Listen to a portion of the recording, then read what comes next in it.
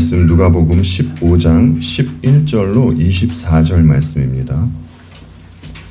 누가복음 15장 11절로 24절 말씀 제가 봉독하겠습니다. 하나님 말씀입니다. 또 이르시되 어떤 사람에게 두 아들이 있는데 그 둘째가 아버지에게 말하되 아버지여 재산 중에서 내게 돌아올 분깃을 내게 주소서 하는지라. 아버지가 그 살림을 각각 나눠 주었더니 그 후 며칠이 안 되어 둘째 아들이 재물을 다 모아가지고 먼 나라에 가 거기서 허랑방탕하여 그 재산을 낭비하더니 다 없앤 후 그 나라에 크게 흉년이 들어 그가 비로소 궁핍한지라. 가서 그 나라 백성 중 한 사람에게 붙여 사니 그가 그를 돌로 보내어 돼지를 치게 하였는데 그가 돼지 먹는 주염 열매로 배를 채우고자 하되 주는 자가 없는지라. 이에 스스로 돌이켜 이르되 내 아버지에게는 양식이 풍족한 품꾼이 얼마나 많은가. 나는 여기서 줄여 죽는구나. 내가 일어나 아버지께 가서 이르기를 아버지 내가 하늘과 아버지께 죄를 지었사오니 지금부터는 아버지의 아들이라 일컬음을 감당하지 못하겠나이다. 나를 품꾼의 하나로 보소서 하리라 하고 이에 일어나서 아버지께로 돌아가니라. 아직도 거리가 먼데 아버지가 그를 보고 치근히 여겨 달려가 목을 안고 입을 맞추니 아들이 이르되 아버지 내가 하늘과 아버지께 죄를 지었사오니 지금부터는 아버지의 아들이라 일컬음을 감당하지 못하겠나이다 하나 아버지는 종들에게 이르되 제일 좋은 옷을 내어다가 입히고 손에 가락지를 끼우고 발에 신을 신기라. 그리고 살찐 송아지를 끌어다가 잡으라. 우리가 먹고 즐기자. 이내 아들은 죽었다가 다시 살아났으니 내가 잃었다가 다시 얻었노라 하니 그들이 즐거워하더라. 아멘. 지난주에 드렸던 말씀을 먼저 간략하게 말씀을 드리겠습니다. 사람이 거듭나면 이에 대한 증상으로 나타나는 것이 회심이라고 말씀을 드렸죠. 지난주에 말씀을 드리고 싶었던 이 회심에 대한 핵심 메시지는 변화였습니다.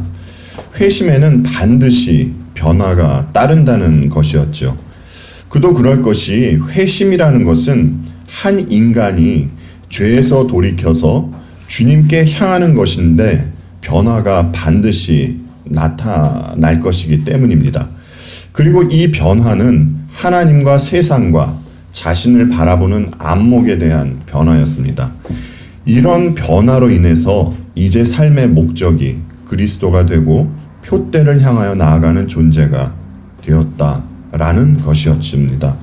삶의 목적이 그리스도가 아니면 사실 그는 아직 회심한 사람이 아닐 것입니다. 삶의 목적이 그리스도가 될 때에 그때 비로소 그는 자신에게 주어진 십자가를 지고 주님을 따를 수 있게 되는 것이지요. 그리고 회심한 이들은 하나님의 사랑과 은혜를 알기 때문에 이것이 그들을 살게 하는 삶의 원동력이 되어서 그리스도인의 모습으로 이 땅을 살아가게 된다라는 것이 지난주에 말씀을 드렸던 요지였습니다. 오늘은 여러분과 함께 지난주 이 회심에 이어서 회개에 대한 주제로 말씀을 나눠보고자 합니다. 먼저 첫 번째 사항으로는 회개란 무엇인가 라는 것입니다. 지금 저희들이 읽었던 누가복음 15장에는요 잃어버린 것에 대한 세 가지 비유가 소개되어 있습니다. 먼저는 잃어버린 양의 비유고요, 또 두 번째로는 잃어버린 동전의 비유, 그리고 오늘 본문인 잃어버린 아들의 비유가 누가복음 15장에 소개되어 있습니다. 여러분께서 이미 알고 계시다시피 이 비유들의 공통점은 잃어버렸던 것을 되찾는 것인데 이것은 모두 회개와 관련이 있는 것입니다. 오늘 본문 중에서 오늘 본문이 나오기 이전에 두 비유 중에 이런 말씀이 있는데 두 구절을 먼저 읽고 말씀을 계속 이어나가도록 하겠습니다. 누가복음 15장 7절에는 이런 말씀이 있습니다. 내가 너희에게 이르노니 이와 같이 죄인 한 사람이 회개하면 하늘에서는 회개할 것 없는 의인 99으로 말미암아 기뻐하는 것보다 더하리라. 누가복음 15장 10절 말씀입니다. 내가 너희에게 이르노니 이와 같이 죄인 한 사람이 회개하면 하나님의 사자들 앞에 기쁨이 되느니라. 그런데 이 세 비유에서 다른 점이 하나가 있습니다. 잃어버린 양과 또 잃어버린 동전의 비유에서는 사람이 잃어버린 것을 찾으러 다니려는 그 애씀이 보여지고 있습니다. 그래서 결국 양과 동전을 찾아 기뻐하게 된다라는 것이 오늘 본문 이전에 나온 그 이 두 비유에서는 나타나고 있습니다. 그러나 오늘 저희들이 함께 읽은 본문에서는 아버지가 아들을 찾으러 다니는 모습은 보이지 않고 있습니다. 아버지는 아무것도 못하고 그저 슬픔에 잠겨서 먼 하늘만 바라보고 있는 듯한 모습이 그려지고 있습니다. 그런데 오히려 집 나간 아들이 스스로 돌이켜서 아버지께로 오는 모습으로 보여지고 있습니다. 하지만 여러분, 아버지 하나님은 우리의 하나님 아버지는 어떤 분이십니까? 마태복음 10장 29절로 30절에서 이런 말씀을 해주시죠.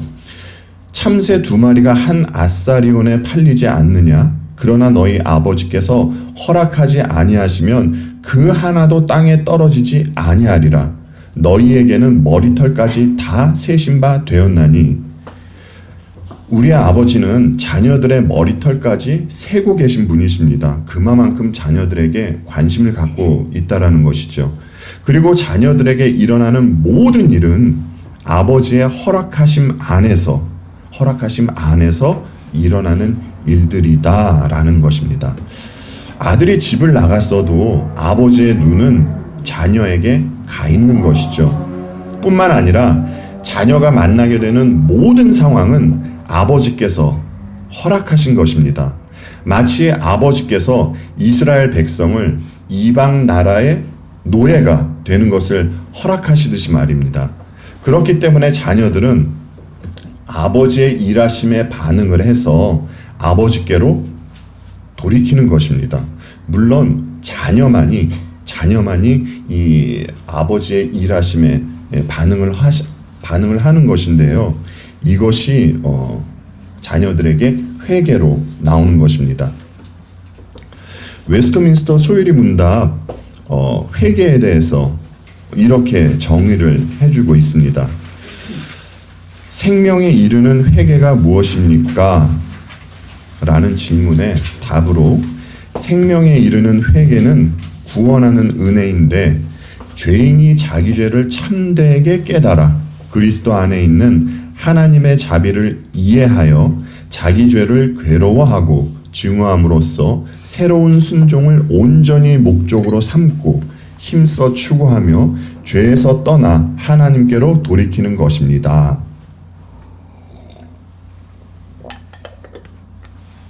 소유리 문답에서 회개에 대해서 참 너무나 잘 정의를 해주고 있죠.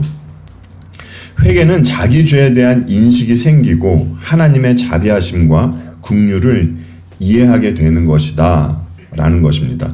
그래서 하나님께로 돌이킬 수 있게 되는 것이죠.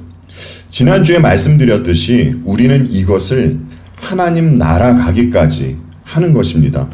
소유리 문답에서 말하고 있는 것을 머리에 염두에 두시고 오늘 본문을 봐주셨으면 감사하겠습니다.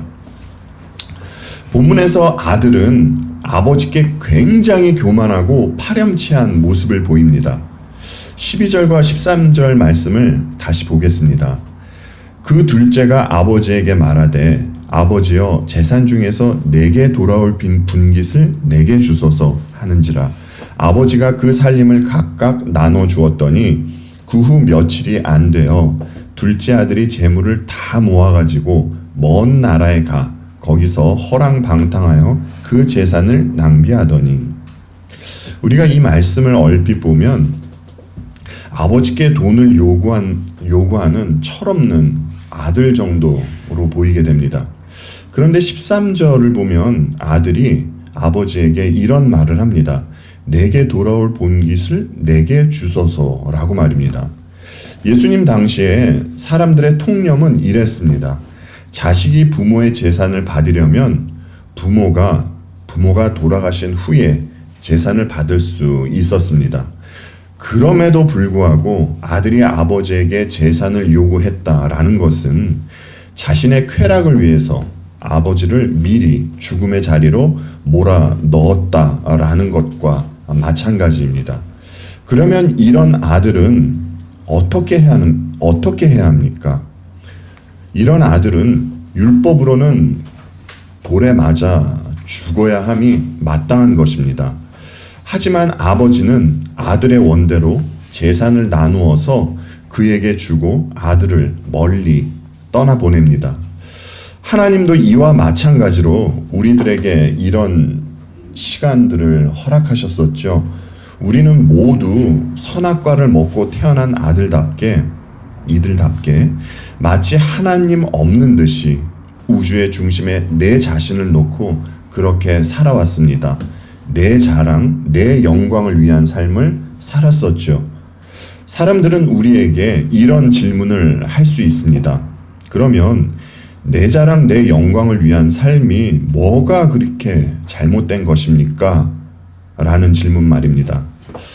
그래서 저는 일부러 여러분에게 죄를 말할 때 그냥 죄라고 하지 않고 성경에서 말하는 죄라는 표현을 쓸 때가 있습니다.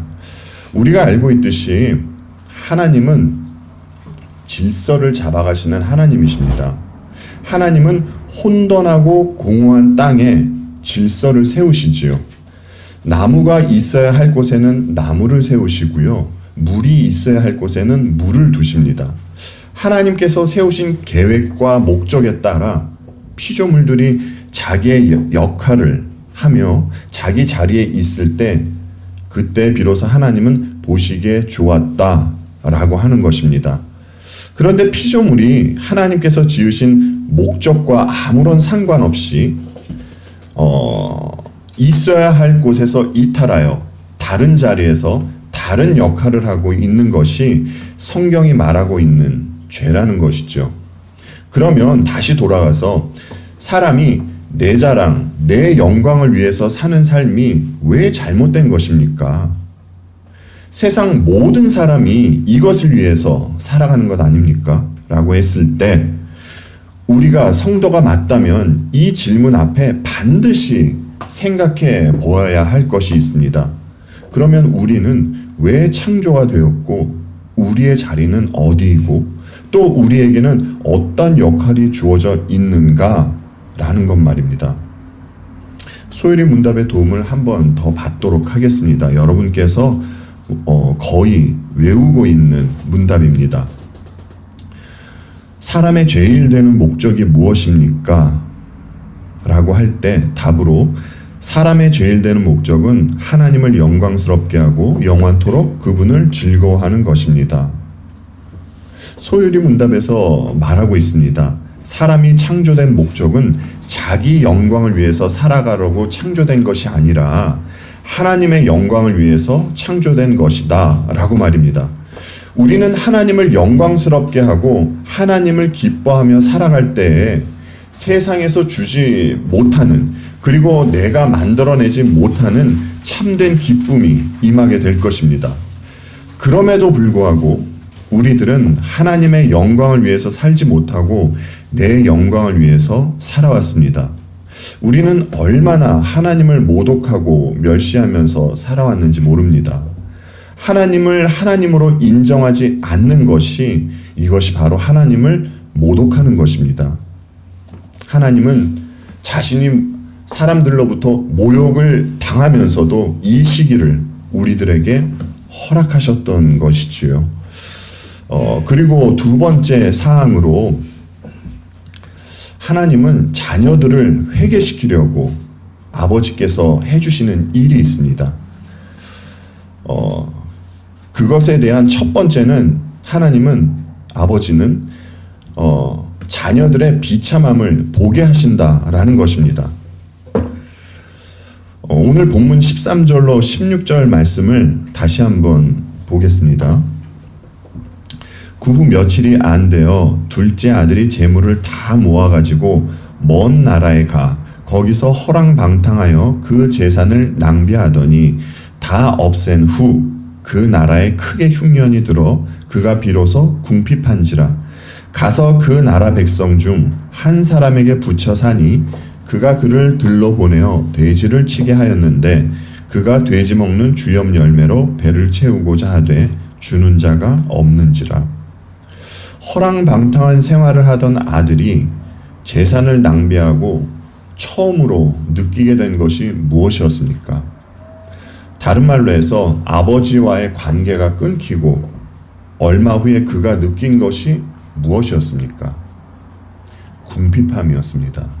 궁핍함을 느끼게 된 것이죠. 아들은 아버지를 떠나 자기 마음대로 살면 자유롭고 행복할 것이라 생각을 했습니다. 하지만 아버지를 떠난 아들이 곧 맛보게 된 것은 자유와 행복이 아닌 궁핍함이었던 것이었죠. 하나님을 떠난 인간은 모두 이와 같습니다. 그런데 여러분, 사람들의 문제는 자신의 궁핍함을 모른다는 것입니다. 여전히 자신들은 부유한 줄 알고 있다라는 것이 얼마나 큰 문제인지 모릅니다. 그런데 사실 이미 여러분께서 알고 계시듯이 성경은 거듭나지 못한 분들을 향하여 영적으로 죽어 있다라고 그렇게 이야기를 하는데 사람들은 자신들이 영적으로 죽어 있는지 모릅니다. 자신에게 있는 문제를 모른다는 것이 정말 큰 문제입니다. 그런데 우리 하나님은 자녀들의 눈을 열어서 그 비참함을 알게 하시는 것이죠. 그래서 인격적으로 주님을 만난 분들이 하는 말이 무엇입니까? 여러분들께서도 하셨던 말씀일 것입니다. 큰일 날 뻔했네 아닙니까? 왜냐하면 주님을 믿은 상태에서 뒤를 돌아보니까 자신의 처지가 얼마나 비참함 가운데 있었는지를 보았기 때문입니다. 아버지는 자녀들이 회개하고 돌이키는 것을 원하셔서 우리들에게 이 비참한 상황을 허락하시고 또 보여주시는 것이죠. 그리고 또 두 번째로는 아버지는 자녀들에게 자신의 한계를 보게 하신다라는 것입니다. 아들이 자신의 비참함을 깨닫고 하게 된 일이 무엇입니까? 오늘 본문 15절에서 말씀해 주시죠. 그를 들러 보내어 돼지를 치게 하였는데, 아버지를 떠난 아들이 한 일은 돼지를 치는 일이었습니다. 이 부분에 있어서도 그렇습니다, 여러분. 우리는 쉽게 이렇게 생각할 수 있습니다.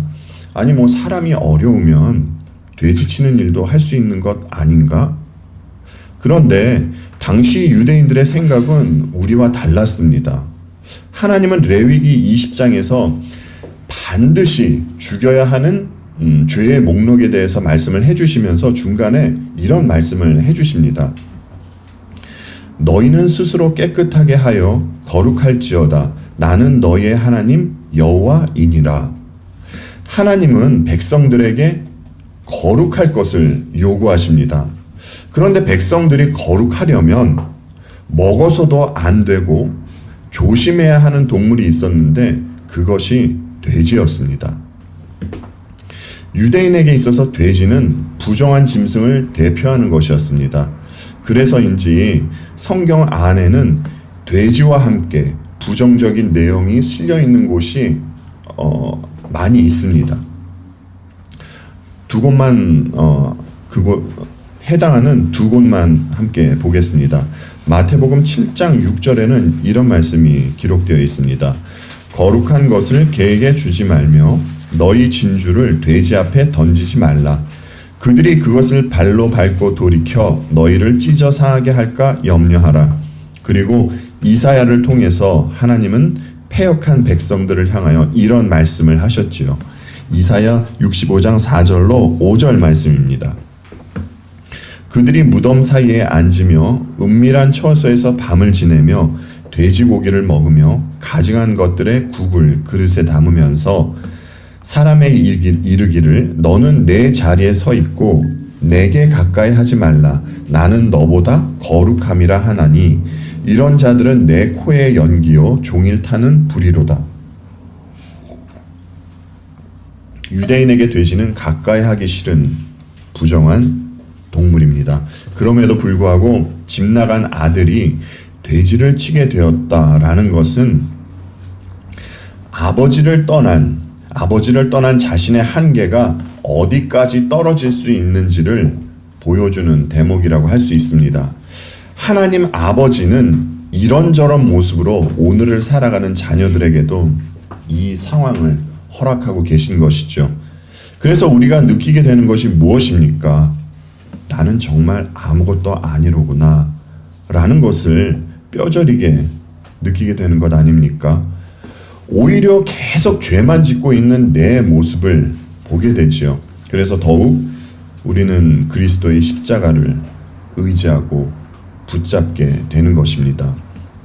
그리고 또 아버지께서 우리들에게, 자녀들에게 허락하시는 것은 외로움을 허락하신다라는 것입니다. 본문 16절 말씀에 이런 말씀이 있지요. 그가 돼지 먹는 쥐염 열매로 배를 채우고자 하되 주는 자가 없는지라. 하나님 아버지는 자녀들이 아버지께로 돌이키게 하기 위해서 또 해주시는 일이 자녀들의 삶 속에서 외로움을 허락하신다라는 것입니다. 그런데 아버지와의 관계가 끊긴 이들은 사람과의 관계에서도 관계가 끊어지는 것을 보여주십니다. 사실 이에 대해서는 성경이 무서우리만큼 잘 보여주고 있습니다. 아담이 죄를 범하고 하나님과 관계가 끊어지자 처음으로 생긴 일이 무엇입니까? 남편과 아내, 그리고 부모와 자녀, 형제들 간의 관계가 끊어져 나가는 것을 보여주고 있죠. 하나님과 관계가 끊긴 상태에서 다른 사람들과 좋은 관계를 유지하면서 지낼 수는 없는 것입니다. 그래서 주님 안에서 아버지와의 관계가 회복된 이들만이 끊어졌던 관계를 회복하고 이웃을 사랑할 수 있게 되는 것입니다. 차치하고 집 나간 아들은 자신이 부정하게 여기던 동물이 먹던 것으로 허기를 면하면서 그렇게 지내고 싶었지만 그것마저 주는 사람이 아무도 없었던 것이었습니다. 하나님은 우리들에게 이 시간을 허락하십니다. 그런데 이 시간은 굉장히 소중한 시간입니다. 사람은 외로움에 처할 때에 거짓없는 눈으로 주위를 보게 되고요.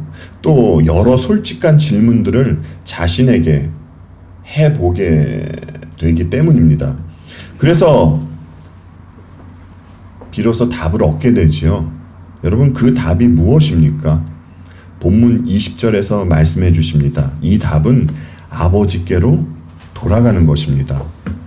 저의 바람은 집을 나갔던 아들과 같이 우리 모두가 이 답을 얻었기 때문에 지금 이 자리에 있는 것이기를 바랍니다. 여러분, 지금 잠시 보았지만 아버지는 우리가 원치 않는 일들을 허락하십니다. 자신의 비참함을 느끼고 한계에 부딪히는 일이 얼마나 고통스러운 일입니까? 그런데 우리가 생을 살면서 이런 비참함을 느끼고 자신의 한계에 부딪히며 마음이 무너지는 외로움을 느껴서 아버지께 돌이키게 되었다면 여러분, 이것이 얼마나 큰 축복입니까? 그렇지 않습니까?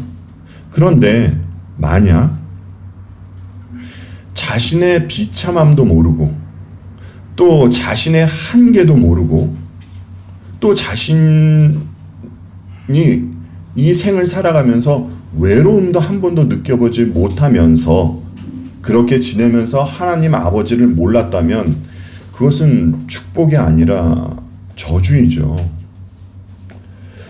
아버지의 1차적 관심은 자녀들이 이 땅에서 호요식하는 것이 아닙니다. 아버지는 궁극적으로 자녀가 잘 되기를 원하셔서 여러 상황들을 자녀들에게 허락하고 계신 것입니다. 이렇게 허락하심 이면에는 아버지의 사랑이 자리 잡고 있다라는 것을 우리는 반드시 알고 지내야 할 것입니다. 그리고 세 번째 사항으로 회개하는 자녀에게는 반드시 나타나는 반응이 있다라는 것입니다.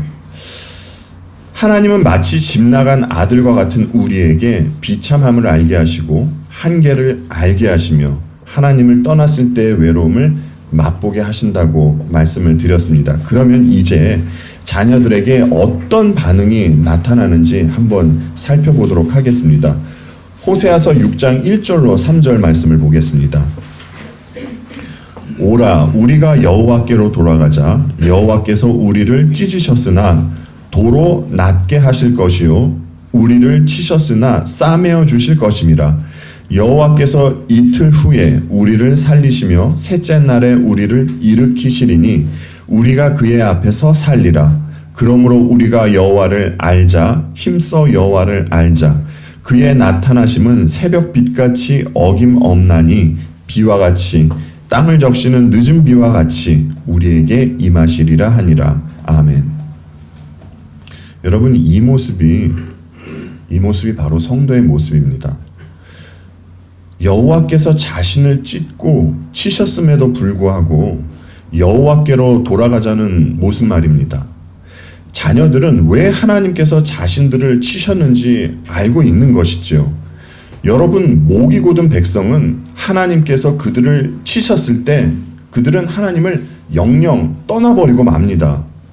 그런데 자녀는 그렇지 않습니다. 자녀들은 하나님께서 치신 후에는 반드시 또 회복시켜 주실 것을 믿는 분들이기 때문입니다. 자, 그래서 그들에게는 아버지에 대한 그리움이 생기죠. 아버지를 떠났던 아들이 1차적으로 생각했던 것이 무엇입니까? 그는 먼저 아버지를 그리워했습니다. 17절 말씀 보실까요?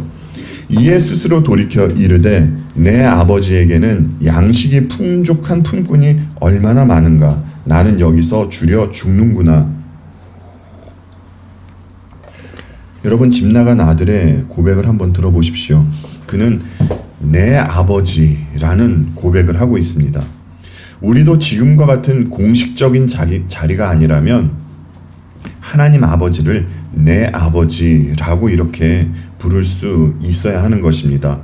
여러분, 아버지께서 우리로 하여금 돌이키게 하기 위해서 어떤 일을 하셨습니까? 아버지께서 가장 아끼시고 가장 사랑하시는 독생자를 십자가에 못 박으시는 일을 하셨습니다. 이렇게 아버지께서 사랑하시는 독생자의 피 흘리심이 있으셨기 때문에 우리는 아버지께로 돌이킬 수 있게 된 것이지요. 그러면 여러분, 죄만 짓고 있는 우리를 위해서 창세 전부터 사랑하시는 독생자를 십자가에 못 박으신 아버지의 마음이, 이 아버지의 마음이 여러분 느껴지십니까? 아버지와 원수로 있던 우리를 위해서 독생자를 죽음 속으로 보내신 우리 아버지의 마음이 느껴지시기를 바랍니다. 이런 아버지의 마음을 알 때에 우리는 하나님을 아빠, 아버지라고 부르며 진심으로 아버지를 그리워할 수 있는 것이죠. 그리고 아버지를 떠난 아들이 아버지를 그리워하며 고백했던 것이 무엇이었습니까? 18절과 19절 말씀 보겠습니다.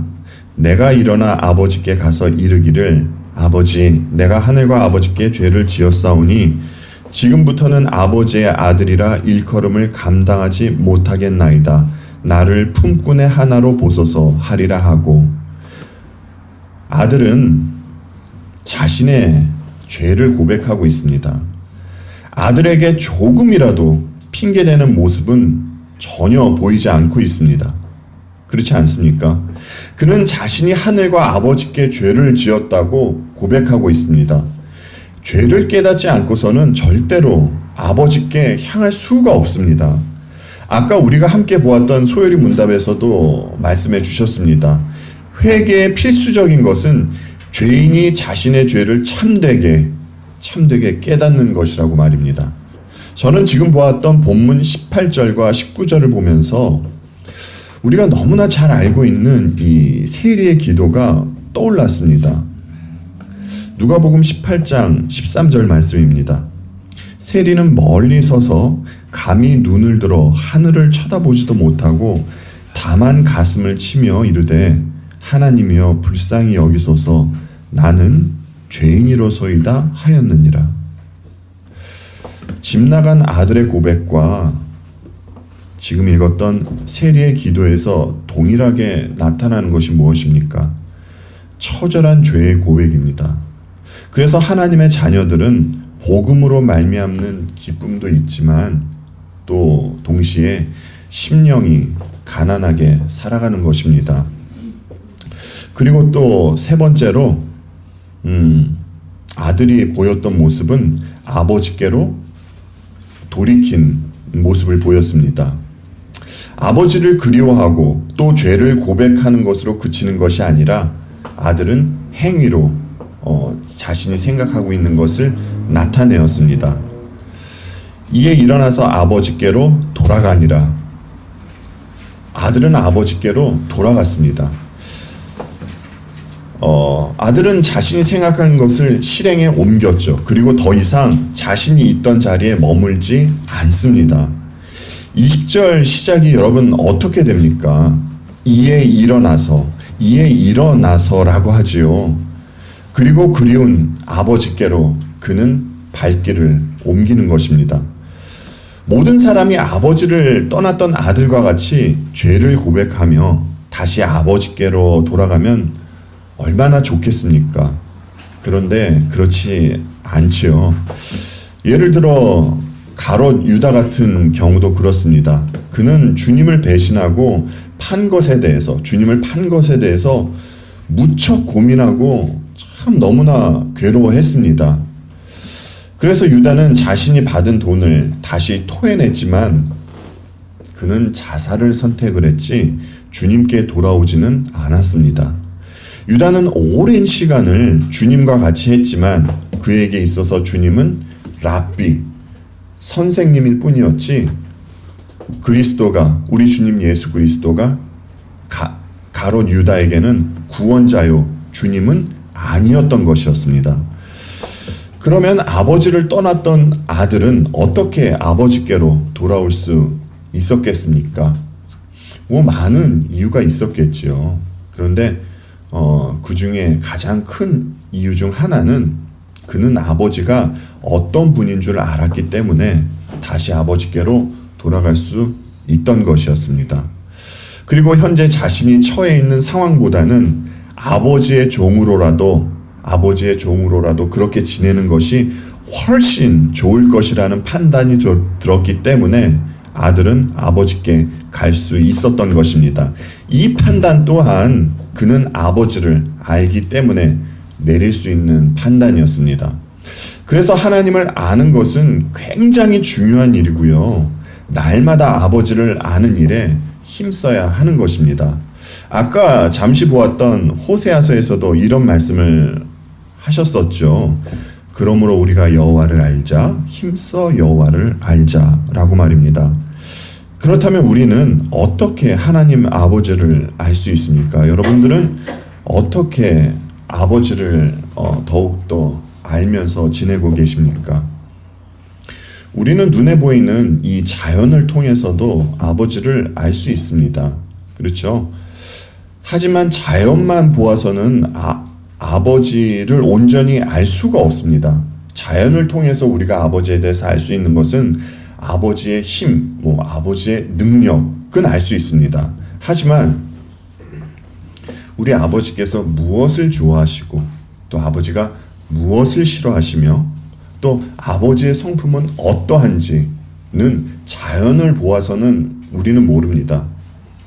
그것을 알려면 아버지께서 계시하신 성경을 봐야지만 우리 아버지를 온전히 알 수 있는 것입니다. 그래서 우리는 날마다 성경을 보고 묵상해야 하는 것이죠. 그리고 또 아들에게 또 어떤 모습이 나타났습니까? 집 나가기 전에 아버지를 죽은 사람 취급할 때와는 다른 모습이 나타나죠. 이제 아들은 아버지 앞에서 겸손한 모습이 나타납니다. 19절과 21절에는 아버지의 아들이라 일컬음을 감당하지 못하겠나이다 라는 이 표현이 19절에도 나와 있고 21절에도 나와 있습니다. 이것을 새 번역에서는 아버지의 아들이라고 불릴 자격이 없으니 라는 표현을 쓰고 있더라고요. 과거 지난 날 자기가 저지른 잘못을 깨달은 아들이 자신에게 한없는 사랑으로 대해주시는 아버지 앞에서 하는 고백입니다.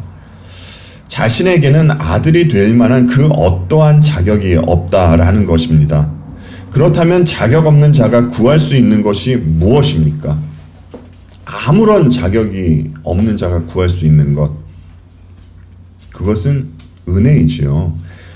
자격 없는 자가 구할 수 있는 것은 은혜밖에는 없습니다. 아들은 아버지에게 지금 은혜를 구하고 있는 것입니다.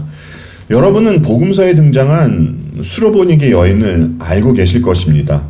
이 여인은 주님께 딸이 귀신 들렸으니까 제발 불쌍히 여겨달라며 소리를 지릅니다. 그리고 도와달라고 주님께 간청을 하죠. 그런데 이 여인의 말을 들은 주님은 우리들이 생각하고 있는 주님과는 좀 의외의 모습으로 그녀에게 그녀가 들었을 때 좀 섭섭할 수 있는 그러한 말씀을 하십니다. 이런 말씀을 하시죠. 자녀의 떡을 취하여 개들에게 던짐이 마땅하지 않다 라는 말입니다. 여인의 입장에서는 굉장히 불쾌하게 들릴 수 있는 말씀이십니다. 여러분, 이 여인의 입장이 한번 되어 보십시오. 지금 여러분들의 딸은 귀신에 들려 있습니다. 그런데 주님께 희망을 두고 주님께 찾아와서 간청을 했지만 주님은 간청하고 있는 나에게 개라는 표현을 하십니다. 물론 비유로 돌려서 말씀을 해주셨지만 여러분께서 이런 말씀을 들으셨을 때 여러분은 어떠한 마음이 들 것 같습니까? 마음이 무너져 내릴 것 같지 않습니까? 그런데 이 여인은요, 초심을 잃지 않고요, 주님 앞에서 끝까지 겸손한 모습을 보입니다. 마태복음 15장 25절로 28절 말씀 함께 보겠습니다. 여자가 와서 예수께 절하며 이르되 주여 저를 도우소서. 대답하여 이르시되 자녀의 떡을 취하여 개들에게 던짐이 마땅하지 아니하니라. 여자가 이르되 주여 올소이다마는 개들도 제 주인의 상에서 떨어지는 부스러기를 먹나이다 하니 이에 예수께서 대답하여 이르시되 여자여 내 믿음이 크도다. 내 소원대로 되리라 하시니 그때로부터 그의 딸이 나으니라. 아멘.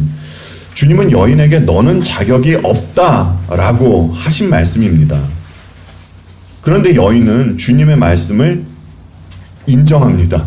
맞습니다. 저는 자격이 없습니다. 그러니 주님, 자격 없는 저와 딸에게 은혜 베풀어 주시옵소서라고 했던 것이지요.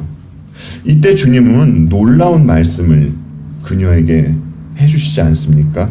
여자여, 내 믿음이 크도다라고 말입니다. 성도 여러분, 하나님의 사람들, 아버지의 자녀들은 자신들의 존재됨이 자기들의 자격과 공로와는 아무런 상관이 없다라는 것을 알고 계신 분들입니다. 하나님께서 베풀어 주신 은혜 때문이라는 것을 아는 분들이라는 것이죠. 그래서 자녀들에게는 아버지 앞에서 겸손한 모습이 나올 수밖에 없는 것입니다. 지금까지 아버지를 떠났던 아들이 보여준 모습을 통해서 회개한 사람들에게 나타나는 증상을 몇 가지 살펴보았습니다. 그런데 회개처럼 보이지만 실상은 참된 회개가 아닌 거짓된 회개도 있습니다. 소위 말해 우리들이 말하는 후회라는 것 있지 않습니까? 후회는 성령을 받지 못한 이들도 하는 것입니다. 이것은 후회는 회개가 아닙니다. 자신이 저지른 잘못 때문에 마음 아파하지만 주님 앞으로 오지는 않는 것이 후회죠. 아까 말씀드렸던 가롯 유다는 회개한 것이 아니라 후회를 한 것입니다. 또 거짓된 회개 중에 이 율법적인 회개가 있습니다. 이것은요, 하나님의 법을 어긴 것으로 주어지는, 하나님의 법을 어겼기 때문에 받게 될 벌을 받을까봐 슬퍼하는 그러한 마음입니다. 이 모습은 출애굽한 이스라엘 백성들이 끊임없이 성경을 통해서 저희들에게 보여주고 있는 모습이라 할 수 있습니다.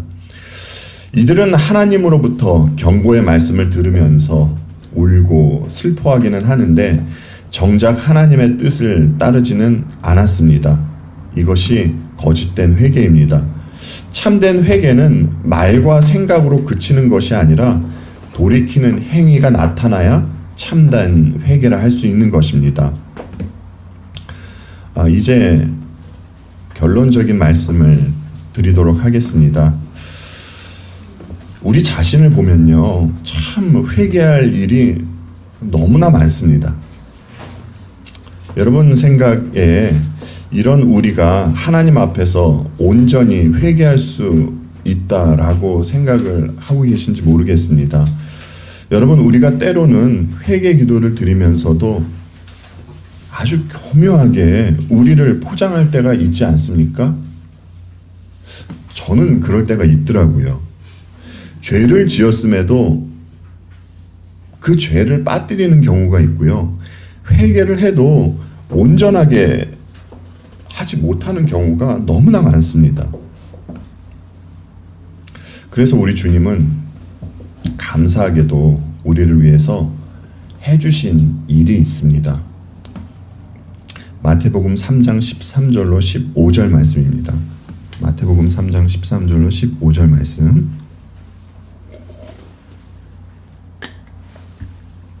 이때 예수께서 갈릴리로부터 요단강에 이르러 요한에게 세례를 받으려 하시니 요한이 말려 이르되 내가 당신에게 세례를 받아야 할 터인데 당신이 내게로 오시나이까. 예수께서 대답하여 이르시되 이제 허락하라. 우리가 이와 같이 하여 모든 의를 이루는 것이 합당하니라 하시니 이에 요한이 허락하는지라. 주께서 받은 세례는 앞으로 치루실 십자가 사건을 미리 예표한 것입니다. 요한이 행하는 세례는 회개의 세례였습니다. 그런데 주님은 아무런 죄가 없으심에도 불구하고 우리를 위해서 회개의 세례를 받으셨던 것이죠. 그래서 우리가 주님의 의를 전가받아 의롭다 칭함을 받고 의로운 삶을 살아가듯이 이제 우리는 우리를 위해서 온전한 회개를 하신 주님 안에서 우리 주님 안에서 회개하며 살아가게 되는 것입니다. 비록 허술하고 나약하게 보이는 회개일지라도 우리가 주님 안에 있기 때문에 우리의 회개는 아버지 앞에서 온전한 회개로 역임을 받게 되는 것입니다. 여러분, 우리 안에는 아직 죄의 오염이 남아 있습니다. 이런 이유 때문에 우리는 매일의 삶에서 회개의 기도가 나와야 하는 것입니다. 그래서 우리가 회개하고 돌이킬 때 아버지는 너무나 기뻐하십니다. 본문 24절 말씀이시죠. 이내 아들은 죽었다가 다시 살아났으며 내가 잃었다가 다시 얻었노라 하니 그들이 즐거워하더라. 어떤 철학자는 이런 말을 했죠. 나는 생각한다, 고로 존재한다. 하지만 우리는 회개하며 살아있음을 증명하는 존재입니다. 주님으로 말미암아 아버지께로 돌아온 자녀답게 우리에게 주어진 한 주간도 아버지의 사랑을 풍성히 맛보고 즐기며 살아가는 저와 여러분이 되기를 바라며 말씀을 마치도록 하겠습니다. 기도하겠습니다.